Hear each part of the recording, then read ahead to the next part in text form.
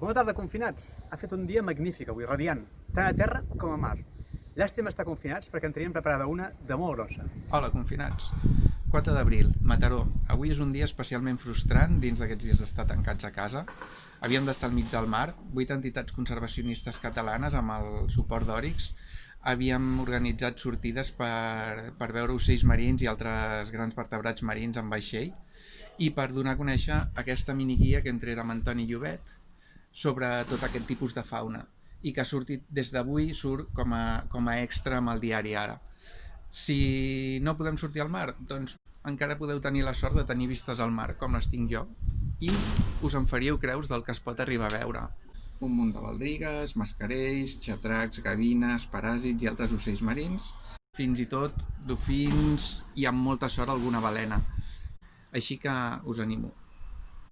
Avui Antoni Llobet, a través de l'Instagram Live Natura Prop, està fent una retransmissió en directe del que anem veient de migració d'ocells. És molt interessant, sembla ben bé un partit de futbol amb el minut resultado que deien abans.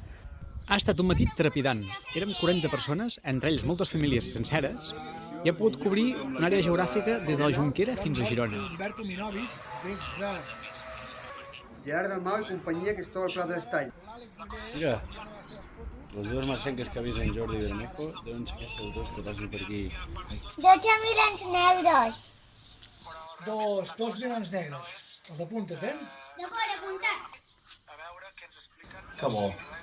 Estic escoltant Natura Prop en directe i mola molt, perquè estic fent birding des de casa escoltant el que està passant arreu. Com mola. Un aligot fent una tèrmica. I ara en Marcel Gotinell acaba de cantar també aquí a Vilajuïga i en Pons a Girona una passada. Sapiguer... Veus?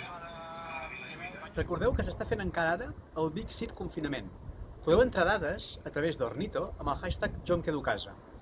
I entreu-les, sisplau, perquè tenim moltes dades de gent de ciutats, però ens en falten moltes de la gent que viu a poble, a camp. Fins demà, confinats!